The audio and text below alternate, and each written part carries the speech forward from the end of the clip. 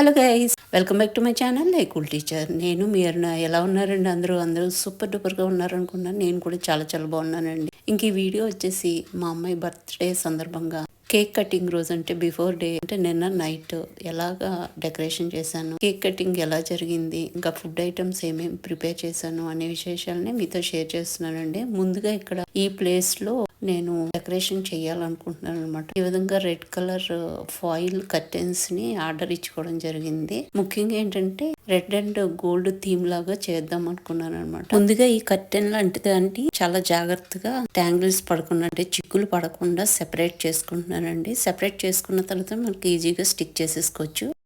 ఇంకా ఈ కర్టెన్ని double tape సహాయంతో స్టిక్ చేసానండి. ఇంకొకటి కూడా ఇక్కడ స్టిక్ చేసేస్తున్నాను.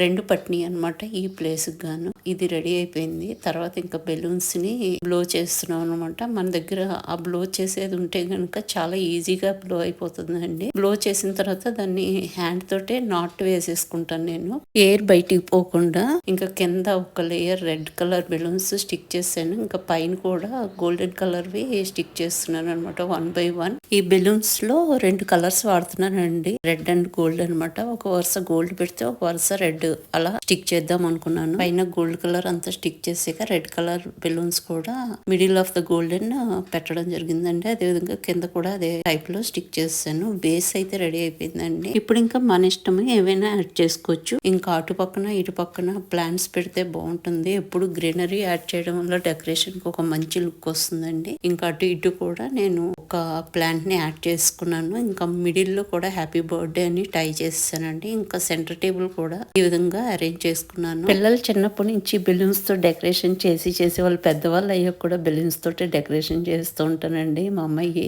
నవ్వుతూ ఉంటుంది. నేను ఎంత పెద్దదాన్ని అయినా మా మమ్మీకి ఇంకా చిన్నపిల్లగానే ఉన్నానని తను చాలా చాలా ఎంజాయ్ చేస్తుంది. నిజంగానే మనము అదే ఫీలింగ్ లో ఉంటాం కదండి. డెకరేషన్ చేయడం జరిగిందండి. కేక్ కటింగ్ కోసం ఇక్కడ మధ్యలో సెంటర్ టేబుల్ ఏర్పాటు చేశాను అనమాట. మీకు ఎలా అనిపిస్తుంది చెప్పండి. మీకు డెకరేషన్ ఎలా అనిపించిందో కామెంట్ సెక్షన్లో తెలియజేయండి వీలైతే. ఇంకా డిన్నర్ కోసం ఇక్కడ బటర్ చికెన్ చేశానండి. తర్వాత చికెన్ బిర్యానీ చేశాను. ఇంకా అజ్వైన్ పూరీలు, అంటే పూరీ పిండిలో వాము మిక్స్ చేసి చేస్తామన్నమాట. చాలా టేస్టీగా ఉంటాయి.